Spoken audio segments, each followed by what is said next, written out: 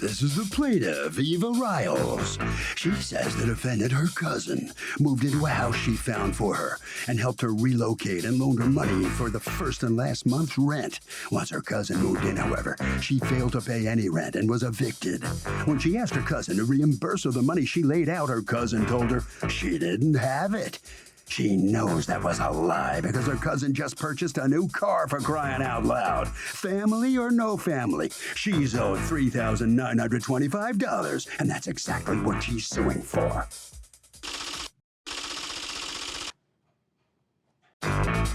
This is the defendant, Cassandra Remsen. She says the plaintiff told her she wanted to help her out, so she gave her the money she's now being sued for, claiming it was a loan, which it never was. Her cousin was all about helping her at first, never called it a loan until now. And because of this lawsuit, she's disowned the plaintiff and doesn't even consider her to be family anymore. Oh, her? No way. She's accused of copping out on a cousin. The defendant has filed a countersuit for $5,000 for stress and aggravation. All parties, please raise your right hand. Welcome back to the People's Court. Next case on the docket. The plaintiff says her cousin moved into a house she found for her, and she loaned her money for rent and got stiffed. But the defendant says the plaintiff gave her the dough. It's the case of cussing cousins. You're welcome, ma'am. Okay, Ms. Riles? Yes. You're suing your cousin, correct, Ms. Remsen? Yes. Ms. Remsen, you were living where, Chicago? A suburb of Chicago. A suburb of Chicago, and you had decided at her encouragement to move down to Florida. Where? What town? Claremont. Okay. Now, you were helping her to do that. You were excited about it. You love her. You wanted to be together. It was going to be great, right? And in doing so, you fronted a bunch of money, correct? Yes. All right. So you're suing for $3,925, which is made up of the following three sums: the moving truck and gas, a security deposit, and prorated rent, correct? Yes. So it's $1,600 for the moving truck, $1,550 for the security deposit, and $775 for prorated rent. Right. Okay. Yes, ma'am. Do you dispute that she fronted that money? I wouldn't say fronted. Right. You don't. Let me rephrase that. Do you dispute that she paid those sums? No. It's that you say this was a gift. Correct. All right, let's talk about that now, ma'am. So when she was coming down, what is it you told her you would do for her? Well, it wasn't a gift. First of all, I receive workers' comp, so how can I give her a gift?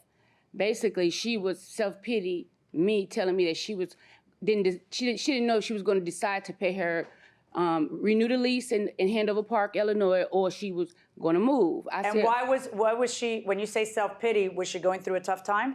Right, she did. She was living in this man's townhouse in Hanover Park.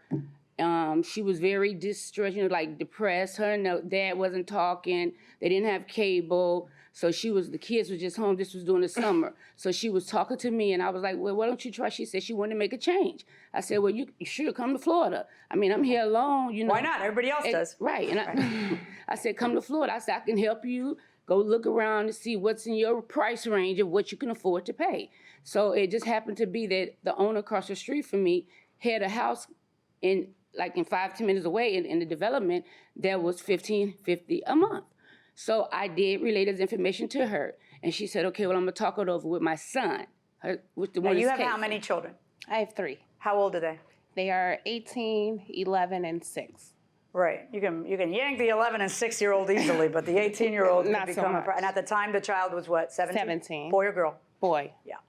All right. So, well, I don't know why. I'm not sure what would be worse. I think girl would be worse, but anyway, at 17. But so you talked to your kids, and your kids liked the idea? Yes, they were all for it. All for it. Okay. Yes. So when she called me back and she said, well, Chase was all for it. I said, okay. I said, well, I can help you, but you'll have to pay me the money back. And she said, well, I won't probably be able to pay you back until income tax time, which is 2019. I said, okay. So this move happened when? It happened last year, August of 2018. 18. Okay. Go Yes. ahead. So I did that. And I spoke to her. She said, yes, everything you give me, I promise you'll get it back income tax time. Income tax time. I'm not going to do you like my sister did you. Wait, what did her sister do to you? Her sister last year called me in Chicago, when it's winter, they can't cut your electricity off because it's a law now. On the first day of spring, whoever bill is not paid, they will cut them off. So the sister and I, which was older, she called me one day and we was talking, and I was like, why it's so quiet? She said, my light's off. I was like, your light's off? Now, she's the LPN, licensed practical nurse, no children. So basically, she said she didn't have the money. I said, well... Okay, you can just give me the Reader's Digest version on that. So the sister ended up, you loaned the sister money and she didn't pay you back. She didn't pay me back because she died January 14th of 2019. Okay, well, the sister didn't do something to you. She died. Or did she owe the money no. before that and didn't pay? She owed the money and she told the family, oh, this is a gift. I'm like, how am I gifting money and I get workers' comp? All right, she says, listen, this is a lot of money. We're not talking about a small amount of money. So why would she just gift you all that money? That's a great question, Your Honor. She called me in July, and she talked to me about how everybody has been misusing her, and she needed family there. She asked me to move to Florida. She never discussed paying her back. I have proof of that. How do you have proof of that? I have proof that she said, I found a house for you. I'm going to help you. Right. I saw those texts. Now, I'm going to help you could mean one of two things. It could mean I'm going to help you by giving you a loan, or I'm going to help you by giving you a gift. So the phrase I'm going to help you doesn't help me to determine whether this is a loan or this is a gift. Now, she comes down and things are okay until they aren't. What goes wrong? Everything was fine Until when she came down. Right. Basically, I let her use one of our vehicles. I tried to show her how to get on her feet. I've been in Florida, I know, and she wouldn't listen. But she kept singing this song. I got the best life. I'm living my best life. Okay, I'm like, I don't know what the song is, but she wasn't trying to find no job. It's a happy song. She wasn't trying. It's a happy song. That's not true, Your Honor. But the thing is that she wasn't looking for a job. I'm telling her ways to get income. I helped her get her kids enrolled in school. Her son, that was 17, she never enrolled him in school. He did not go to school. He was home. So I said, whenever I tried to give her information that can help her, she would just come back at me. And I told her, I said, listen, if you're not going to listen to me, I'm going to shut down. And I'm not going to give you any information. And that's what happened. Basically, she has a problem with giving her negative feedback. And that's why we separated. But because I'm older, I'm going to always take that first approach. But hold on one second. I mean, it's I know that sometimes someone's help may feel oppressive. But it certainly sounds like when you needed a change in your life, she was the person there to help you out. What ended up making things sour between you two? Well, Eva had the same insurance company that I got hired at. And Eva, on my off day, changed her case to my office when she was in an active investigation over... How does Eva change a case to your office? She switched her insurance to my office. They're all independent agencies. Right, but if she already has a claim pending, are you saying she already had a claim pending? Yes. So all she did was switch her insurance to your office. That's right. And your office wanted it because it's business for them. So what did she do wrong? I'm not so sure that they wanted it because she was actively being investigated. Yeah, but they know that. It's them. They're actively investigating a claim of their own. That's not a secret. So how did that cost you your job? When I returned to work on December 4th, I was let go without reason, and the manager said, we don't think we know you as well as we should. Okay, but how does that mean it was her fault? Well, it's very coincidental that it's the same week that she switched her case to my office that was being investigated for fraud. I guess what I'm trying to understand is, why would that incriminate you in any way? I don't even understand. What is your job there? I was training to be an agent. Okay, you're not gonna write a check and give her money. Not at all. Right, so it doesn't compute. You got fired for your own reasons. Mm-hmm. It doesn't compute that her moving an active claim, switching insurance agents, really, While from one she was agent to being the other. investigated for fraud. Yeah, but so what? They're still investigating her for fraud. It's red flagged. That's right. If that's true. Let's assume the worst case scenario, she's being investigated for a claim. They think it's fraudulent. She's completely red flagged. How does switching agents inculpate you? They Wait, knew what that she power do you have over the payment of a claim? It's not Zero. that. It's Right. not So that doesn't make any sense. Well- all right, move on. It's really, I think, a personality problem between you two on the little things, not the big things. Yes. And so the question becomes then, is this a loan or is this a gift? Right. Okay, she pays your rent, she pays your security, she pays your prorated rent, and she pays the U-Haul and the gas to get you down here. And you say, in fact, during the course of the back and forth between you guys, she says to you in March, I have not heard from you. I think that I do deserve an answer about my question I asked about the money. I'm not being aggressive at all. I just need to know because I'm being transferred to another job. It's March now, then April. I'm due that much respect. Thank you. And you respond not, what are you talking about? That was a gift. What you respond is, hello, Eva, I don't have any money. When I have it, I'll give it to you. Same thing I've told you repeatedly. That's what you say. Why do you say that if it's a gift? Well, she asked me after giving me the gift, she asked for it back, which is a pattern with Eva. I have other lawsuits that she has filed in the state of Florida. She's extremely litigious, and it's her pattern. Okay. And I also have proof that she sent my sister a text saying that she will sue anyone in the family that disagreed with her. Well, it's not a matter of suing for disagreeing. It's a matter for suing When you're wrong. because you owe money. That's the question. The question is, do you owe this or is it a gift? And your own words on a text are, I'll pay you. Like I keep telling you, I'll pay you as soon as I have money. Your language in the text doesn't sound like, what are you talking about? It's a gift. Right. Well, initially, Your Honor, it was a gift. And when Eva Can you asked... prove that? Can you prove that it was a gift? Because the amount is a big amount. Normally people pay their own rent and their own security and their own moving costs. So can you prove it was a gift? In my phone, it shows when she asked for it back. So it was obviously a gift before she asked for it back. Why? Because she wouldn't gave you have a few to months ask to for get it on your back feet? If we had that conversation already. She lied to you and told you that we had a conversation before she gave me the money saying that I would give it back to her on tax time. That's not true.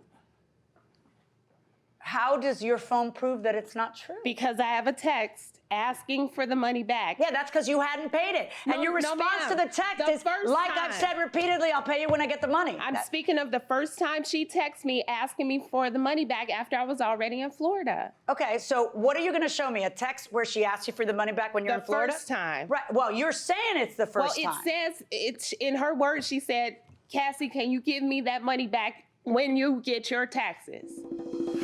Okay, so now we're not going to talk about parents, but other relatives. If, I don't know, like an aunt, even a sibling, stiffs you on money just for no reason, would you sue them to get it back? Ooh, that's a difficult one. What do you say? I would probably talk about it with my parents. And if there's just no movement, would you sue? Probably not, because it's still family. What do you say? No, because I love my relatives. Okay, what do you say? Depends on the relative. How about, forget about the relative, does it depend on the amount? Oh, Come on, you know it does. Maybe. Come on. Yeah. How much? What's the trigger? I don't know, 30,000. 30,000. 10,000. Oh, you're going down. Yeah. $9.99. Going inside the courtroom. Go ahead and show me the text. Let's go over that and see if that proves it's a gift as opposed to a loan. 31st. That was at the end of August. I was there. When did you move down? August 15th. Okay.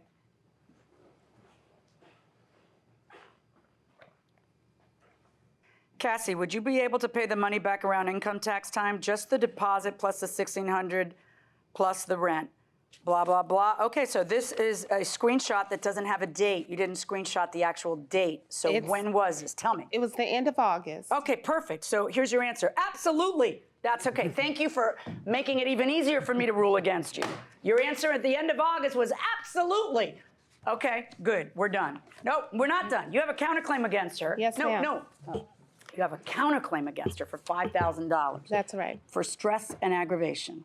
Please tell me what would entitle you to have me order her to pay you $5,000 in stress and aggravation? Well, my cousin came to the apartment where I'm living, presented herself as a federal detective looking for me. I have a text message from the manager of the building who couldn't be here because she got sick. She Okay. lied and said that she was investigating me. I had to explain to the manager and the owner that I'm not wanted by the feds. This is where you're living? Yes. Okay. I have a text message from the manager. I asked her to send a video, but she's sick, so she sent a text. So let me see the text. Did you go over there and claim you were a federal agent? No, I did not. Okay, well, according to them, I went a over woman there. was sitting in a black SUV. Do you drive a black SUV? Me and my husband, black In a Jeep. parking lot of business. I thought you said this was your apartment. It's the apartment. Around noon, April 8th, she was in the passenger side. An older man was driving with her. You're not that old. She husband. identified herself as an undercover detective looking for a woman driving a red Camry named Cassandra. She was trying to ask me questions about Cassandra. If she stays here, which unit? Were you trying to get her served? What was that about? I was served a week Wait, later. hold on. What was that? No, what that was about was when she was evicted, she never contacted me. And she knows I am a federal officer and I have my badge Oh, what are you a federal officer for? for the BOP, the Department of Justice. For what? Bureau of Prisons? Yeah, but I'm a teacher, but I'm still a federal officer. But right now, How, I'm no, out no, injured. stop. Show me how you're still a federal officer if you don't work for the feds I anymore. do work. I'm out on the workers' What do comp. you do? Okay, so are you on workers' comp for Injury. I got for an injury from work. from work, and your work was what? I'm a federal officer / teacher with the Department of Justice. All right, now, were you on official business then, or were you using your badge in an No. inappropriate manner at No. her place of living? First of all, I was outside because there was Why a were green you gate. using your federal badge? She asked for my ID. So she asked for your The ID? lady, the woman that walked out, just mysteriously walked out. Okay, And why are you there?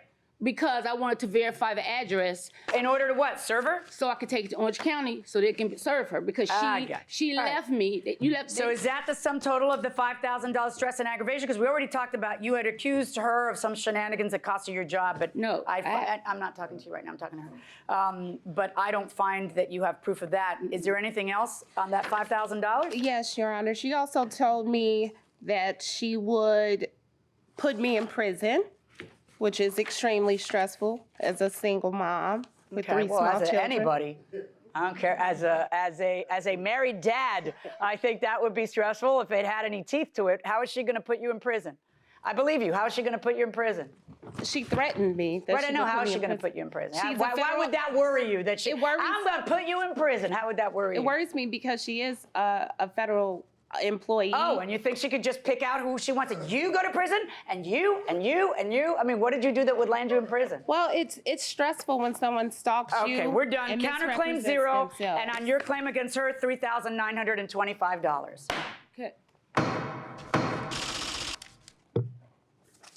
Okay, we will take a break. When we come back, Doug is in the hallway with the litigants. Stick around. Well, after listening to the testimony, the plaintiff does prevail. You're going to owe her the money. She's convinced it was a loan. What do you think? I think it's awful that you can misrepresent yourself as a federal agent and not and be rewarded for it. Well, she did lend you money. I mean, that's not the whole Initially, here. it was a gift. It Right. should have been said that in the beginning, You think so? before I moved all the way to Florida. Well, unfortunately, you couldn't prove it. That's right. That's not your problem. So I'm sorry. God bless her. You're going to have to. It's over between you two, I guess. It's huh? over. Way over. Okay, thank you very Thank much. you. All right, Ms. Riles, you're finally going to get this money. I mean, you've kind of lost a friend there. I'm not worried because I know I did right. Okay. And a lot of things that was said was not true. You know, I tried to help a family member. I'm here alone, and she knew that. And she took advantage of me, but there's a lot going on with her inner self, and she's not being honest. All right, okay. Well, thank you very much, okay? You're Yes. going to get your money. All right, thank you. Okay, Harvey. Okay, Doug, we have talked about this. It is so important, more important to get something in writing when you're dealing with relatives, because in addition to the deal, you have to preserve the family relationship.